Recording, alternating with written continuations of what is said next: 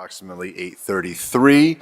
This is the fifth meeting of the Citizens Commission on Elected Official Compensation. With us today, we have another special guest. We have Chief of Staff for Mayor Ginther, Chief Sims, Elon Sims, and we will hear a presentation from him today. But before we get there, Chief, we know each other, but I'd like the other commissioners to give a brief introduction, name and where you're from and what you do. Olivia? Olivia Johnson.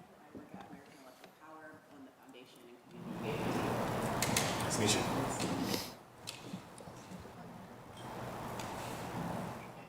Thank you. Good morning, Chief of Staff Sims. Monica Womack. I am the founder and CEO of MLW Solutions LLC and former Chief of the Minority Business Division for the state of Ohio.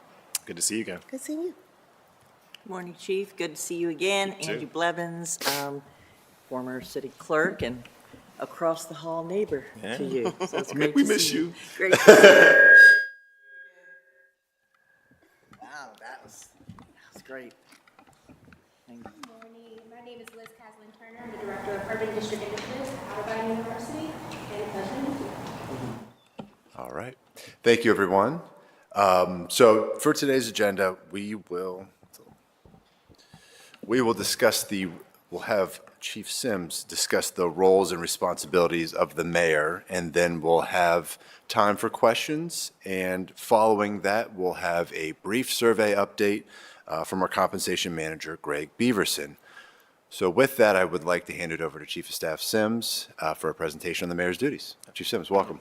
Thank you all, and thank you so much for being here and, for your service. I know we do this work every, 4 years or so, and so your contributions today are just so important as we consider the work of our elected officials here in Columbus, ensuring that they are compensated equitably for the work that they do across this city and this region.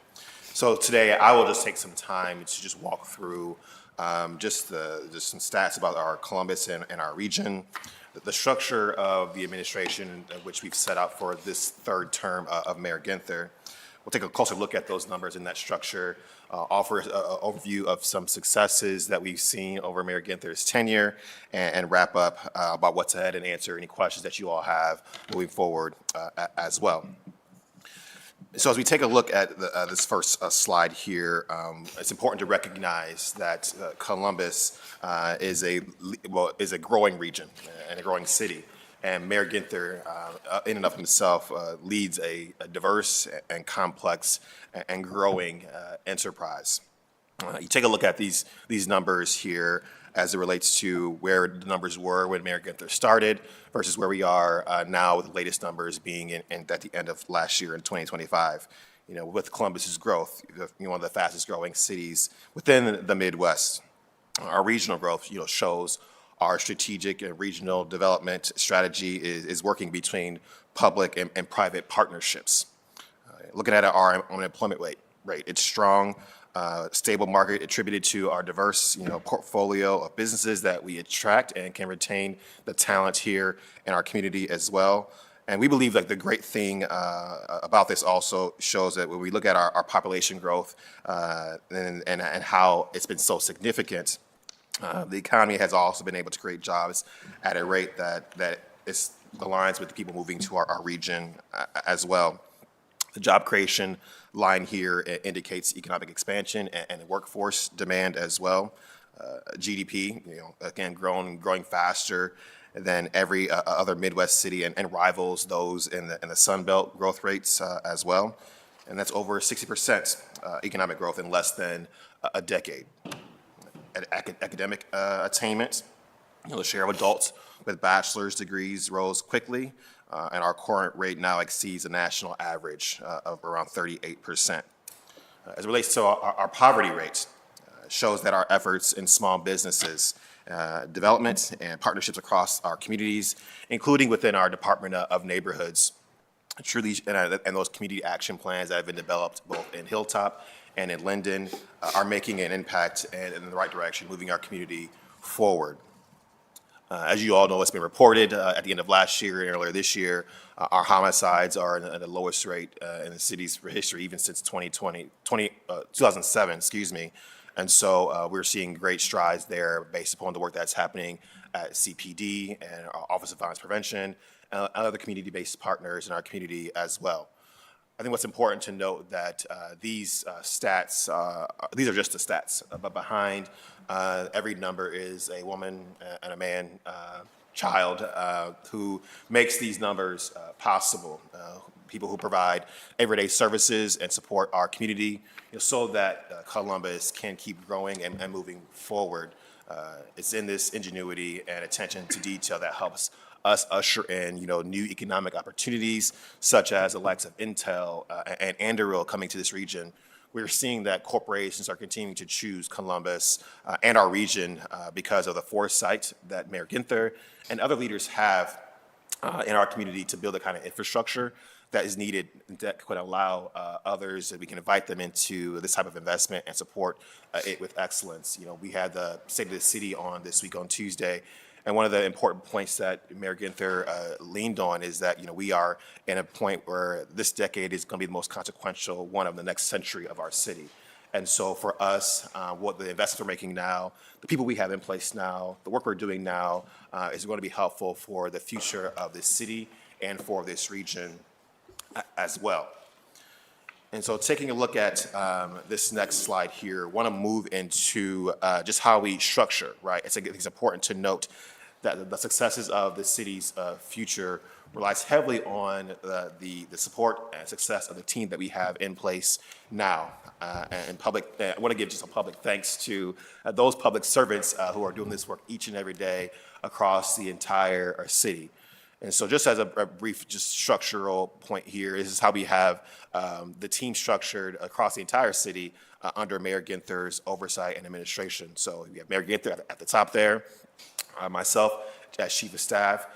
I directly support 4 deputy chiefs, and we have it structured in a way that helps us to greater align resources, activities, priorities, goals, and our budgets to better support the infrastructure across our entire city.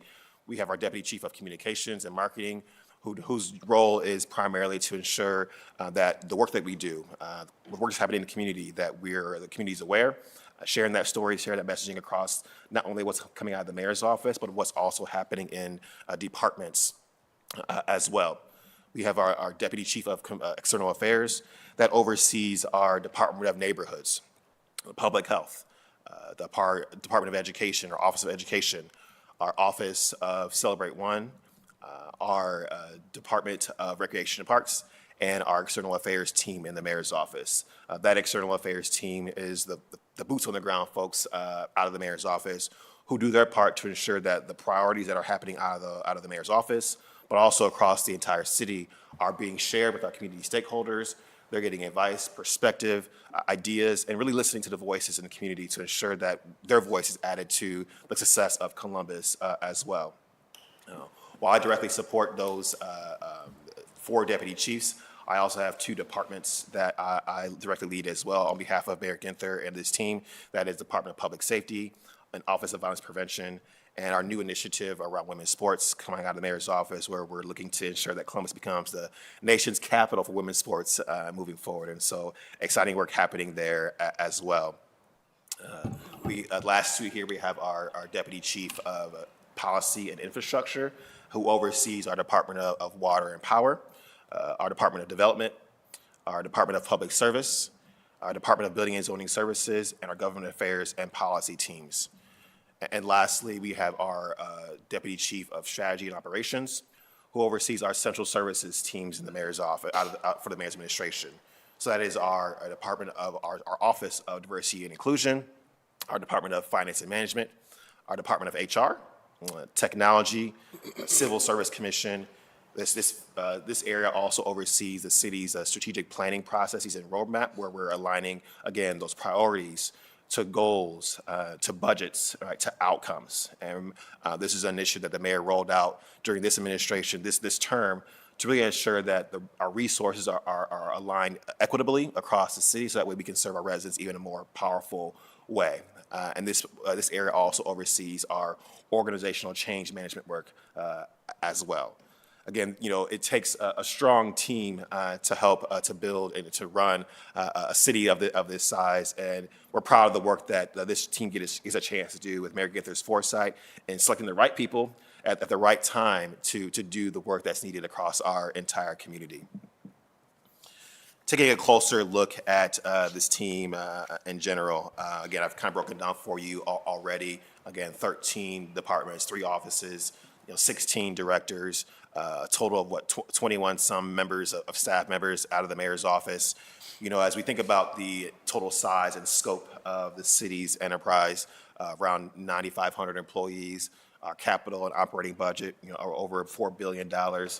This essentially rivals a Fortune 500 corporation, right? And so when you think about that kind of size and scope of work, it's complex, right? And we got to be strategic, and we've got a team in place that we are really proud who can do this work every day and align and keep ourselves rolling in the same direction, who can help us carry out the vision that Mayor Ginther sets for the city each and every day.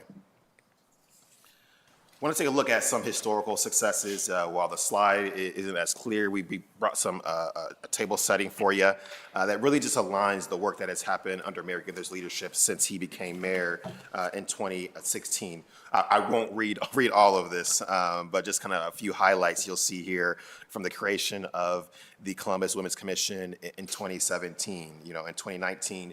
Voters approving, affordable housing bond and have continued to do so even as of recent as last November.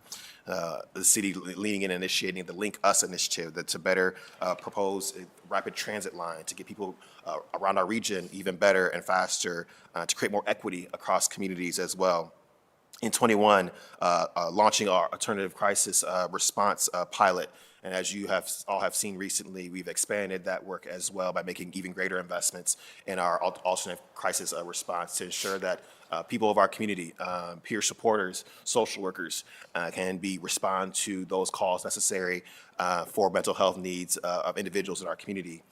Additionally, we from thinking about public safety, the great hire of Chief Elaine Bryant in 2021.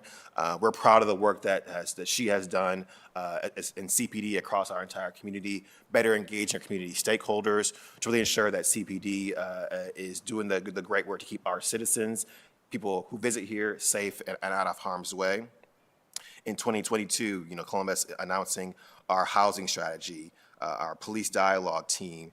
In 23, hosting a number of various conferences, our zone initiative where we modernized the city's zoning code for the first time in 7 decades. That's been no easy task, right? And so there's a reason why it has not been done in 7 decades. And so Mayor Ginther, through his foresight, leaned in and approached that task and really had the support of great workforce here in our city to be able to get that work done. And I think what's important to note in 2024, Mayor Ginther being elected as president of the U.S. Conference of Mayors. So being the mayor of all mayors, right, while being the mayor of this city is a large task, and still engaged in that work, but really supporting not just what's happening here in Columbus, but being able to elevate what's happening in Columbus to other cities across our country and across this world. And so that's the work that Mayor Ginther is doing day in and day out. We announced our Regional Housing Coalition in 24. Again, voters approved in November of last year, affordable housing bond approved, and we're really proud of the success that Mayor Ginther has had. And as you see on the last bullet point there, Mayor Ginther being named one of Governing Magazine's 2025 Public Officials of the Year. And so as you see through this timeline and through this tenure, there's been a number of successes that Mayor Ginther and his leadership team have guided to really help to uplift this city moving forward, and really thankful for the work that the city does. And he also expresses his thanks to the individuals of our city who are doing this work even outside of these city walls as well. As we look ahead, we want to ensure that we get a chance to share, that was kind of the timeline of what got us here, but where are we going moving forward? In 2025, our Regional Housing Coalition was initiated and came with a commitment that the city will deliver 100,000 of 200,000 units across our entire region. We're really proud about our life expectancy rebounding as well to 75 years plus. And we've seen that this is back to a level that was back to pre-pandemic levels as well. Investing, $28 million in youth programs and providing nearly 70,000 opportunities for young people to engage in programming throughout our community, and activating, as I shared earlier, a citywide strategic planning process to realize process improvement and innovation opportunities for our city as well. When I started in this role 2 years ago, Mayor Ginther had shared with me that he wanted to do things a bit differently, right? And so I got a chance to begin this role with the force behind me of Mayor Ginther to really lead in a way in which I could share with our directors that we were going to do things differently, right? We believe that as a growing community and society, we're seeing new tools, new avenues, new approaches that our world is happening around us, from AI to all these new initiatives like that's coming in our world. We believe that government should move differently as well, and Mayor Ginther is leading the charge and ensuring that we're moving at the pace in which our private sector partners are moving as well. This year, we're proud about the support and work that's happening around our alternative response efforts, which I've already shared, issuing, a higher volume of permits and being able to advance zoning reforms to drive density and affordability in our communities as well. Really proud of the work that's happening all across our city, but wanting to highlight, the Eastland Prosperity Center in partnership with other community stakeholders and nonprofits to bring healthcare and workforce and support services together. As recently announced, the Haslam Sports Group will be embarking upon a pitch to bring a National Women's Soccer League to our community as well. And we're really excited about what that can bring as part of the next generation of women's sports in our community and what it would do for the economic benefits of our city and region as well. And recently, we've also announced an expansion of our Office of Diversity, Equity, and Inclusion to drive greater equity and prosperity for all who call Columbus home, aligning what's already happening in ODI, but incorporating our sustainable initiatives as part of our city's growth and economy, but also aligning small business support to greater ensure that small businesses have better chances to apply and secure contracts with the city of Columbus as well. So again, this is just a quick overview and highlight of the work that's happening under Mayor Ginther's leadership. Again, really thankful for each of you all for your service to this commission, and happy to take any questions from you all at this time as well. Thank you. Thank you, Chief Sims. We really appreciate the overview of the role, the departments, the strategy, and the history of the mayor's office since 2015. I do want to open it up now for questions for my commissioners. Any initial questions to start? I'm going to ask some questions, as I always do, and I want to hear, sort of as we were embarking in this process, we're comparing other cities nationwide, and Mayor Ginther, you noted, had been elected president of the U.S. Conference of Mayors. So I'm interested, when you're looking for the city's goals, what other cities do you look nationwide to as examples of either doing it right and you want to sort of emulate or mimic some of those successes, or what other lessons on the other side of things that you try to avoid? And I think just if you could expand on there's the operation of running government versus, as you mentioned, being a CEO or CEO type of a Fortune 500 company. Well, thank you for that question. And, I think when we think about what's happening across the country, one of the things that comes to mind is when we look at cities such as like an Atlanta or a Nashville or even, Austin, right? They're cities that there are some ways that we kind of aspire based upon the particular area of interest for us, whether it be housing, transit, infrastructure, How do we secure, additional opportunities for companies to come here?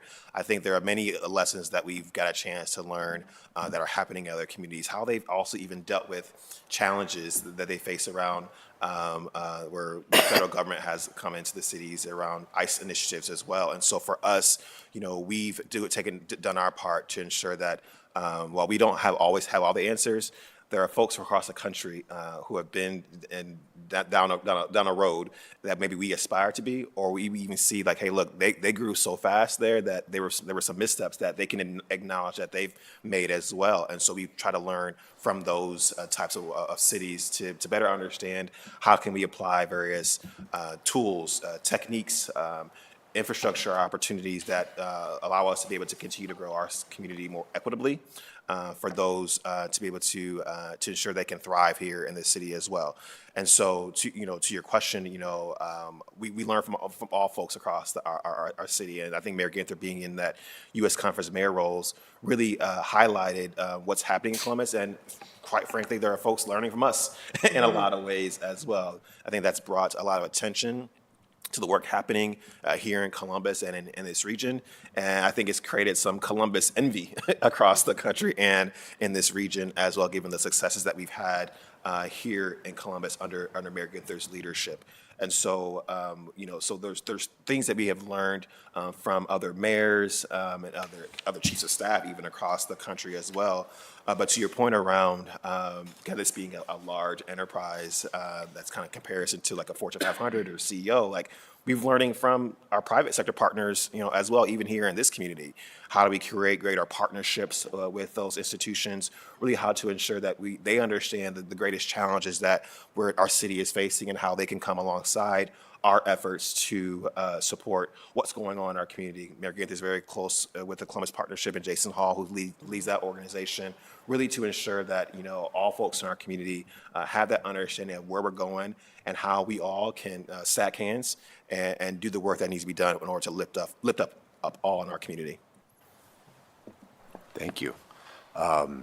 Just as a follow-up there, I'd be curious, in your role as chief of staff, when we're comparing mayors and we're talking about other elected officials, I'm curious what skill sets, a mayor has to bring to the table. I know there's the political side of things where they have to be elected, but as manager, as politician, as community leader, could you just talk about some of the things that we should focus on when we're looking at mayors and duties? Yeah, I would, definitely think about the size and scope of the enterprise of those cities. Various, skills, of a mayor I think are important, are being a strong coalition builder. Someone who can bring folks together to solve some of our community's greatest challenges. Collaborator. I think when we think about what's happening in other cities across, our country, we want to ensure that we're inviting the voices that may not be as typical, right, to be and to have the mayor's ear. I think he does a great job of listening to folks in our community as well. A strong vision caster, right, and when we think about the work that's happening since Mayor Ginther's 10 years, starting his time as mayor in 2016 to where we are now, and the future of our city, being able to align the right people in the right seats. And cast a vision, for a city of this size and of this region that allows us to be able to capitalize on the current structure of our community, but also capitalize on the benefits and the secret sauces that we have here to ensure that Columbus continues to be a great and thriving community. I think good financial acumen, right? I think that, many cities across our country are faced with a number of challenges with their budgets. In Columbus, is no different. But how we've managed and weathered this storm that many cities are in right now, I think is one to applaud. We still ended last year with a surplus and have one of the largest operating budgets in the city's history. Yet due to rising costs of insurance and other matters, like it's harder to you gotta be more innovative, right? As you think about resources and how you apply them. And so I think that innovative spirit and mindset, being able to have the foresight to make difficult decisions is important as well. Because not everything that we decide in a city of just shy of 1 million people, everyone's going to like, right? And so I think we got to know that when you need to make those hard decisions that everyone's not going to agree with, that I think it's important for a leader of a city this size is important as well. Those are just a few things that come to mind when we think about what skill sets I think are important for a mayor of a city this size. Thank you very much. Any questions, Monica? Yes, so as you're looking at the kind of what's ahead from a staffing perspective, are you looking to show like the increase of staff? So there's currently about 19 people in the mayor's office. Are you seeing a growth in that area as well? And when it comes to growth in the mayor's office in and of itself, we don't, so we believe that this is a team that is set for the time being. And we have a great team in place. And so we've been able to, again, align some of the resources in the right ways with the right people around the right initiatives to help to continue to enhance the work that's happening out of the mayor's office. Okay. So while you're looking to increase in other areas, you're just looking to increase services but not add to staff? Correct. Okay. Correct. It's important to note to that question. We're again part of those tough decisions. We're asking folks to do less, to do more with less. And that's always a hard ask of folks. But when we believe that we're supporting our individuals, our staff across the entire city in the right ways, offering them the right tools to do their work even more efficient ways, maybe that more doesn't seem as outrageous of an ask when we're making investments in other areas as well. Okay.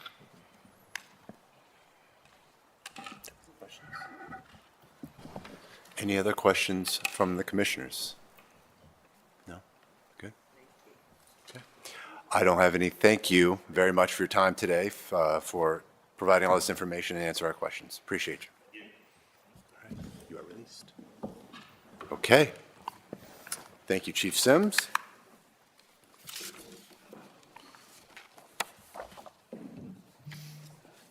All right. We are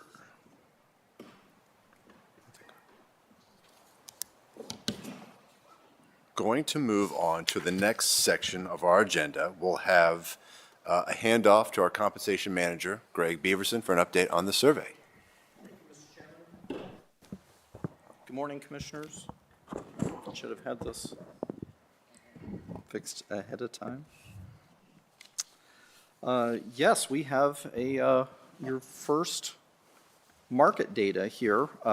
As usual, as you'll hear from me throughout the rest of the time of the commission, there are caveats to everything whenever you survey and research and provide data. The first thing that I want to mention is that what you'll be seeing today, first of all, it's city attorney and city auditor. Next week, you'll see the mayor and council member, council president data. What you're seeing today is what we've typically provided to the commission in years past on the first or on the second time that the data is presented. If you would like to see the data presented in a different way, analyzed or reanalyzed, or if you would like to see additional data, please let me know. We can certainly accommodate however you would like to see it. So just making sure that everyone understands this is kind of the introductory survey data. So if you would like to see it in other ways, please let me know. Let's see. I think there was one other thing I was going to say, but I'll remember it here in a little bit. Okay, let's dive right in. We have I have a great survey response here to report. This response rate of 82%, which breaks a record. The Fourth, Citizens Commission on Elected Officials Compensation, and we've broken a record somehow. So 82% is wonderful, yes. And really, I think the extension to the deadline to last Friday, March 6th, really helped out a lot for whatever reason. And, you know, we recognize that everyone's busy, we're busy too. We get survey requests like this as well. So, of course, it really, really says a lot about our partners doing the same or similar things that we do in other cities. I did want to mention also that I did hear from Baltimore County, I think it was last Friday the 6th, and they indicated that they were interested in providing data and participating in the survey. I just haven't heard back from them yet. But again, 82% is just wonderful. So in terms of the population of the cities you're requesting, here is where Columbus falls. We're in the upper 25% of populations of cities. This information only includes cities that responded to the survey. Also, you'll find a few places here and there that not all cities answer all of the questions. And so, of course, any city not answering a question, we won't include those in the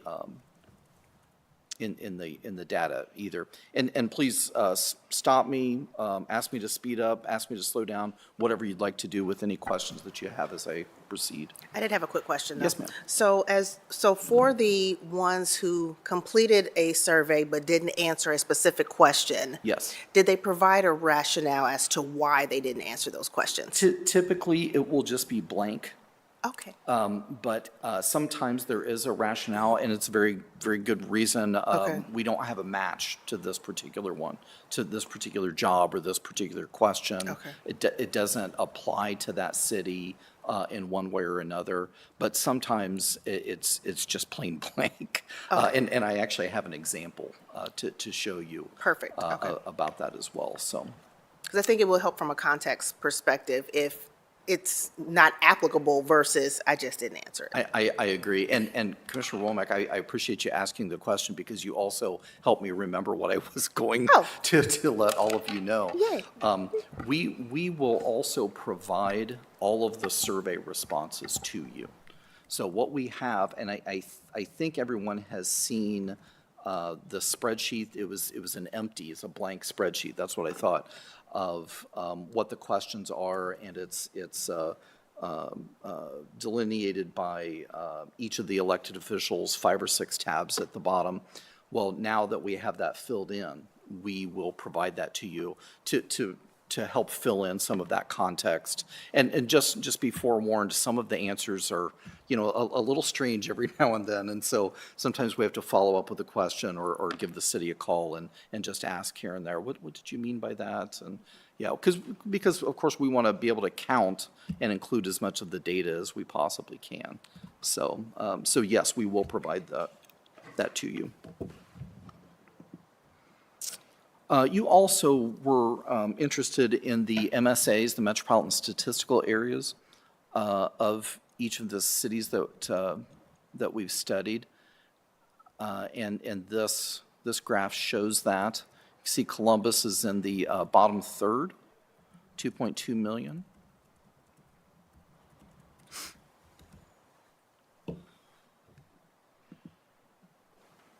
Here's the first piece of market data, and you'll see for the city attorney and the city auditor, this has been, this will be presented in a couple of different ways.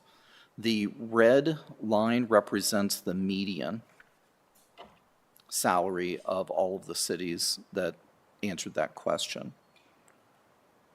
The City of Columbus city attorney happens to be the median. And if you recall, median means middle. So, so the City of Columbus city attorney is right there at $248,345 a year and represents the market rate. So according to this data, Columbus City Attorney is being paid at market. Not above, not below, but exactly at market. Oh, there is a note there. For some reason, the city of Cincinnati gave us kind of a strange response. They gave us an answer for what they call city attorney, but also what they call city solicitor. So what we did is we took and they also gave us a range of pay. Were you going to say something? Are those two people or one? That's what they call their city. That's exactly what we wondered. Okay. So, again, it's the interpretation of that data. Now, our city attorney is the city solicitor, but also the city attorney, as he provided that information. So we just weren't sure what that meant. And they didn't provide an actual salary. They instead provided a salary range, which, if you remember from the first time I presented to the commission, that doesn't really help us a whole lot. So when any city, whether it's elected officials or any of our other 650 classifications, when we do market research, if we get an answer like that, we do what we can only do, which is take the midpoint of that pay range. That's the minimum plus maximum divided by 2. And typically, in pay ranges, the midpoint should represent the market rate. Now, whether or not an elected official or a city employee is being paid at market, we don't know that because we had to, not guess, but we had to infer what it was. We can continue to try and get these little outliers to get more, clearer answers. But of course, we weren't going to hold up everything just for that one city. Any questions there? Okay. Yes. Sorry, quick question. In that range that they provided, does it fall within kind of where the median is? I'd have to check. Okay. And see. Just curious if there is a way that we can at least extrapolate some of I that believe information. so because it was fairly wide. Oh, okay. That range, I remember that. Okay, But I can check and see. thank you. Sure.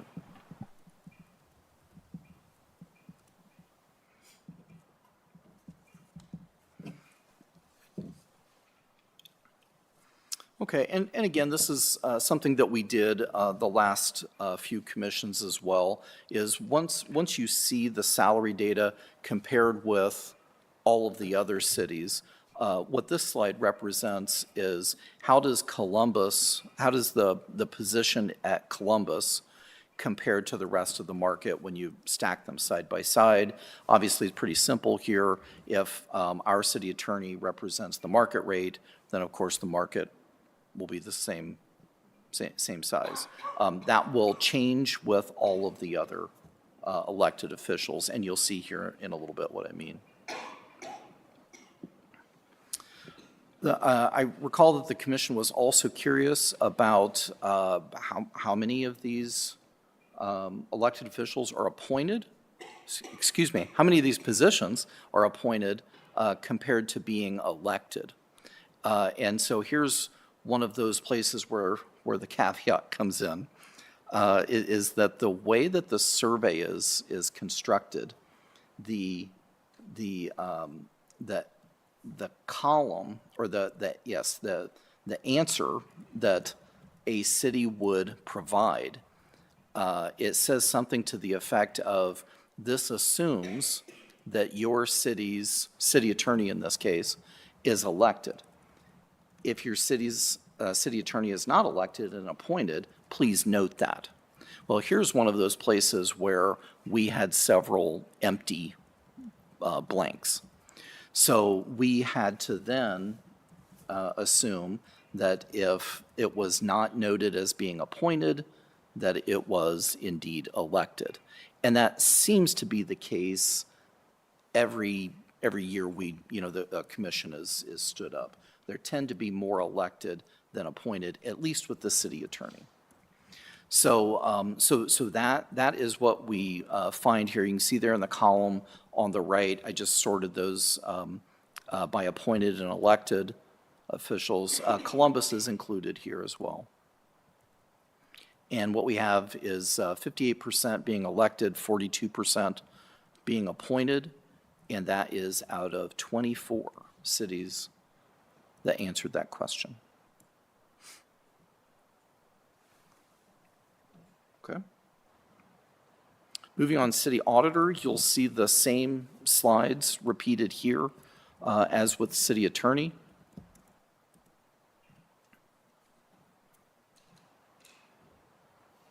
My apologies, I see a problem with that already. That median salary is, oh, no, that's correct, I'm sorry. Median salary is correct, 188,821.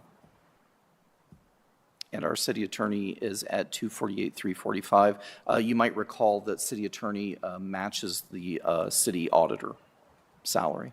I think I said city attorney, I meant auditor. Yes, Commissioner. Do you think that the median salary of many of these areas is due to difference in role and responsibility? It's quite possible.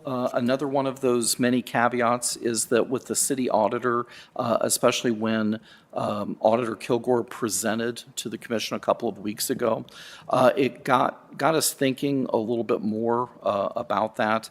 And instead of asking the cities we're surveying to match themselves to the auditor, some of the information that Auditor Kilgore provided kind of relates more to that. She often discussed the fact that it might be more equivalent to a CFO or a chief financial officer. We have had information provided to us in the past regarding that role. And so this research is still ongoing. We're not just accepting we're not just presenting what you see here today. This is that surface level. Do you have a city auditor or controller, and what do you pay that person? So what we're working on right now is checking these cities and a few others that Auditor Kilgore mentioned a couple of weeks ago. And we are trying to obtain the salaries for those equivalent positions in addition to what you see here. I hope that helps answer the question that you have, yes. And so there will be a follow-up to the city auditor data.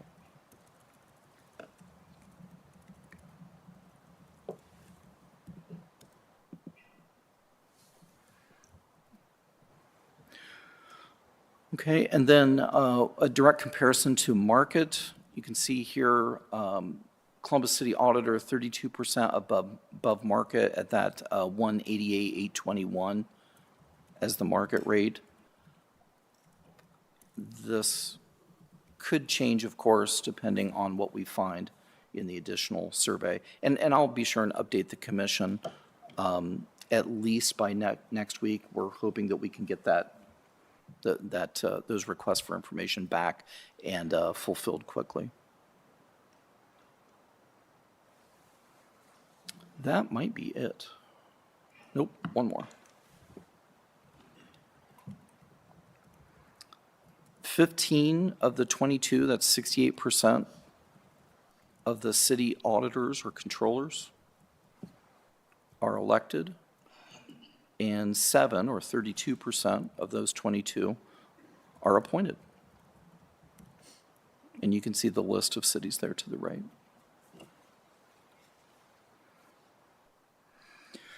And once again, Commissioners, the information that you see presented here today, that's the starting point, is the way I consider it.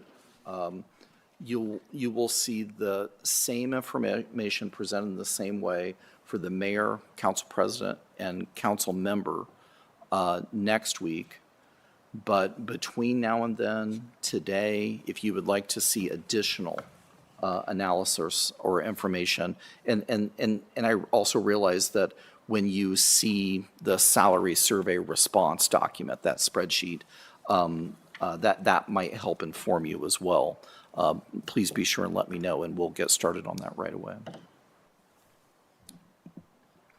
You're welcome. Are there any questions? I won't say it's a question, it's more of an observation. In looking at the city auditor, one of the things that Auditor Kilgore shared is that kind of Columbus kind of was more aligned with Washington DC.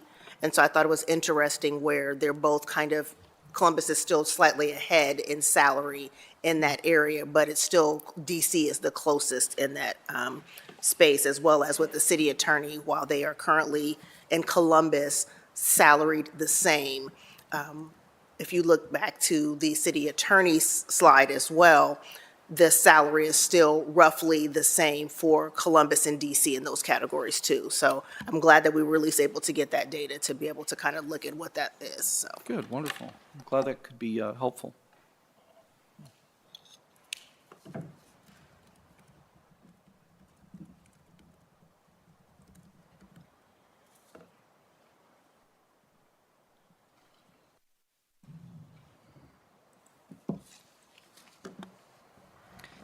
One other handout that you have, if it's helpful for today and for next week, is all of the data that you took into account when choosing who to survey.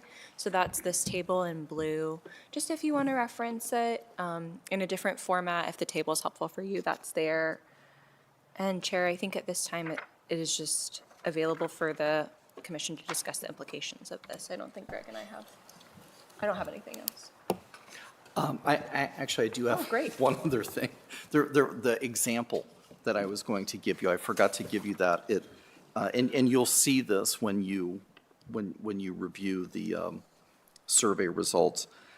For city attorney, the city of San Antonio, this is in the notes column when you receive it. I had to leave San Antonio out of the city attorney. Oh, no, there it is. Oh, that was the salary.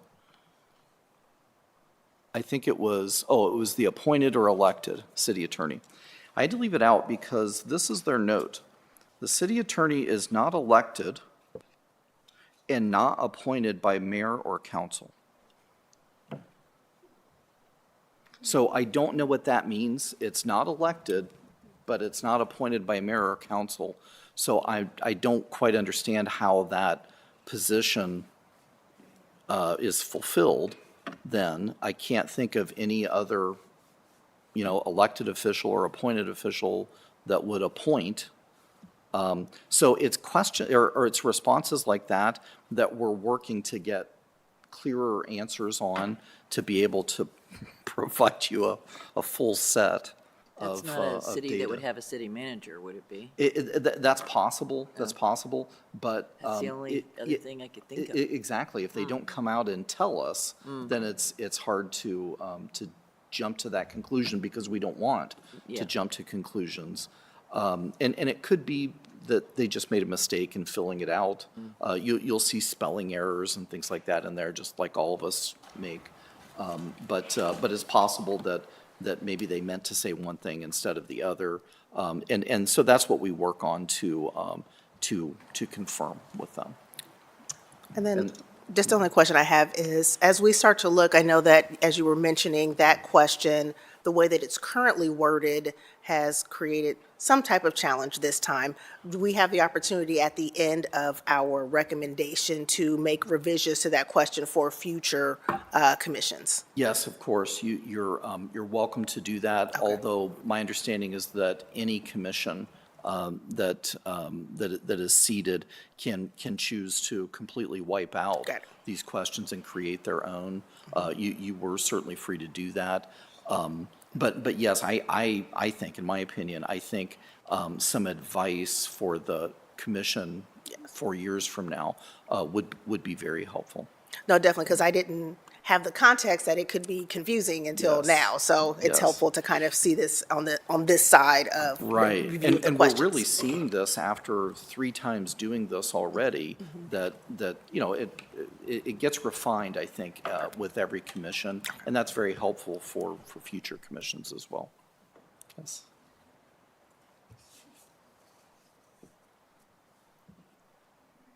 That's all I have, Mr. Chairman.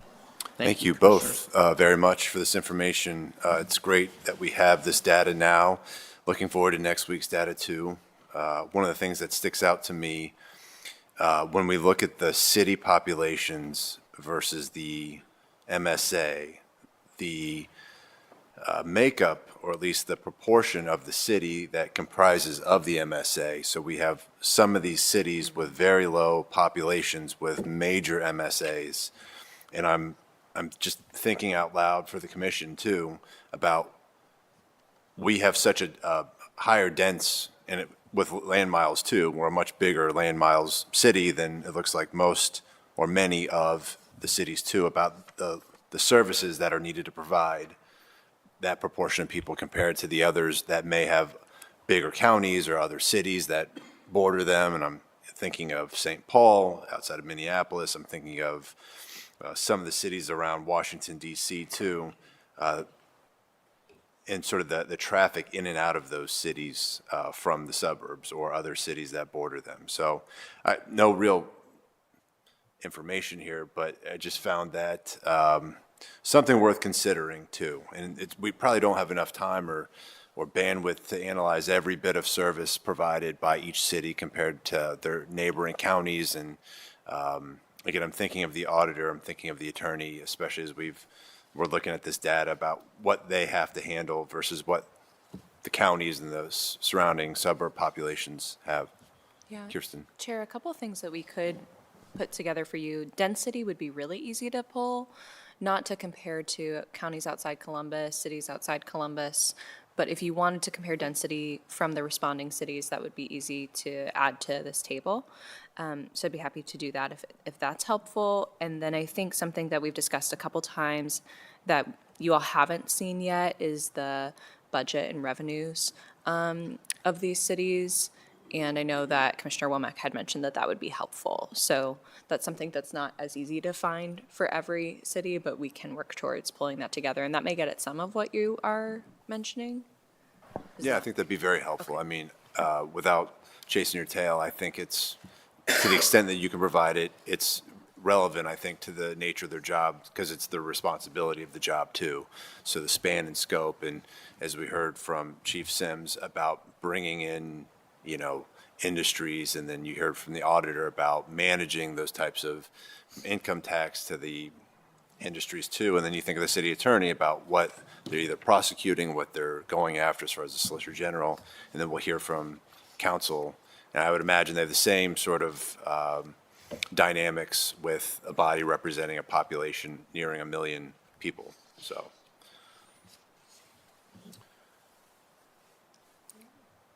I don't have anything further. I think we're probably, unless we want to deliberate a little bit about the city attorney, city auditor, or we can wait. I know we're going to have some homework here coming up for the sort of broader discussion. Certainly.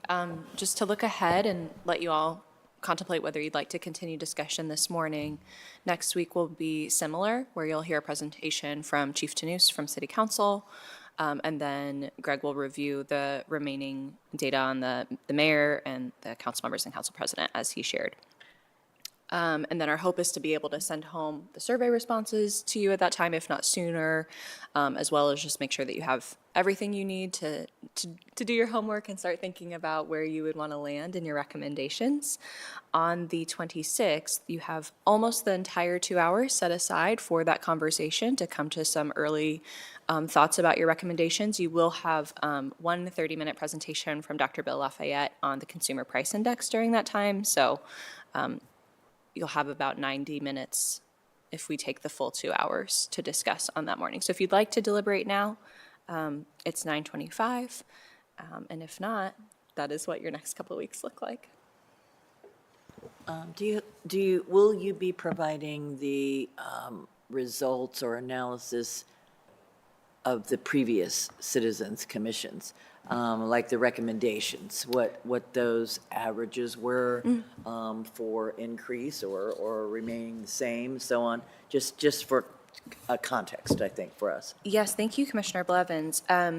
There was a handout at the first meeting, which you were not able to join us for, that I will make sure you have in your inbox, Okay. that has the conclusions of all of the commissions. Okay, great. Additionally, all the reports that were submitted from the previous three commissions Okay, include some perfect. more of how they got there that you can review. So I'll make sure, those are large documents, but I'll make sure you have links to all of those. Okay, thank you.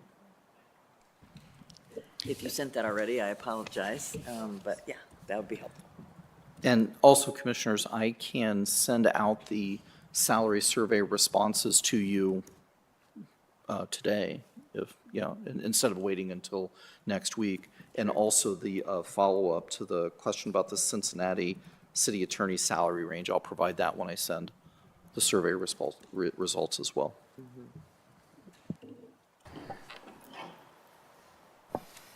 Open for suggestions for deliberations now, or we can conclude the meeting and wait till the 26th.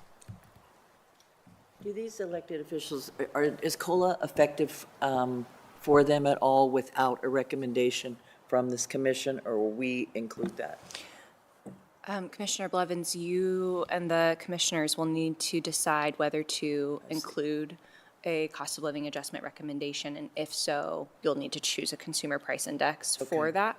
There have been instances that you'll see in that handout that I'll forward to you this afternoon, in which the COLA was effective every single year. Okay. And then other times in which if an elected official was going to be receiving a salary increase in year one, then the COLA would just be effective in years 2 and 3 and 4, for example. So Okay. you have discretion in how you'd like to implement that. All right, thank you. I'll just say, for now, and I know we're not making recommendations and voting on anything, but I do think, in whatever we come up with, I think COLA is a necessary part of this equation. agree. I look at this as a sort of a default, yes, COLA, but then what are we looking at as far as, does that salary need adjusted? What do we anticipate Columbus will look like, feel like in the next 4 years, 4 to 8 years, accounting for 2023? I think we do have that, and it looks like some of those commissions have done both, like you said. But I'll just go back to the data, unless we want to conclude right now. We'll take a couple of minutes, and I'll just share my thoughts while it's fresh. Otherwise, I will forget this. So I think it's more persuasive, in my opinion. I think it's fascinating to look at the MSA. I think it is more persuasive to look at the population of our city compared to these others. And I note that for a few reasons. I think our level, and when we look back at this growth too, so you've got Atlanta at 4.3, Austin 3.3, Charlotte at nearly 8%. We're at 3%, which I think is very good. But aside from those, you got Fort Worth at 9.7, then down to San Antonio, 6.4, and then Seattle at 6. Those, I mean, we're looking at some Texas cities, which I think migration would tell you that Texas is receiving a lot of population growth due to the flight from the coasts in the Midwest. But I also think Columbus is a bit of an island within the state here. So a lot of these other, Detroit was 1%. Indianapolis, basically no change. Others like Milwaukee, Minnesota, or Minneapolis that are actually losing population. Cleveland losing population. Cincinnati's received some growth, which I think sort of surprises me, honestly. No offense to the Cincinnati viewers or natives around here. But St. Louis down 7.2%. So I think it's all worth consideration. I look at Charlotte too. They've really taken off here. They have a comparable size, although they're bigger, and then a larger MSA.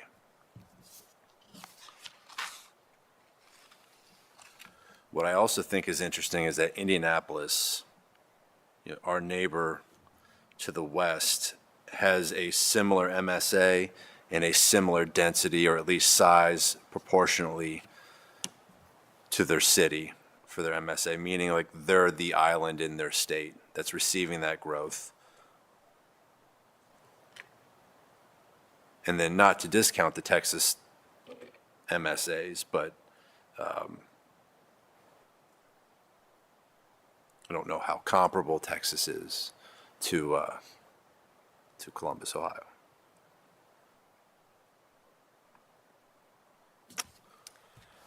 Chair, I'm even looking at the female persons percent and just hearing Chief Sims' presentation on the women's sports, and we could see growth in that area too, to be even more comparable to some of the other cities that we're comparing against. Absolutely.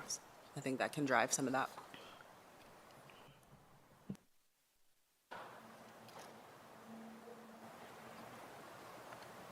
I also think what bodes well for us, although there are other cities that are far higher, but our percentage of bachelor's degrees at 38.2%, it's good, but not as good as I expected compared to all the other cities here. We have some room for improvement there.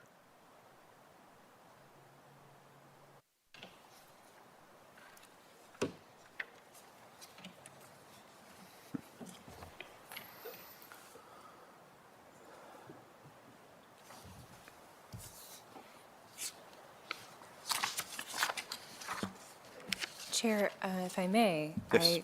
your last comment reminded me that I calculated the median for this table that you have here for all the values. So I have I have some analysis of all of that, but the median value is 41.1%. So while I certainly do not disagree that Columbus has room for improvement there, we are quite close to the median across these cities. That's good to know. Thank you.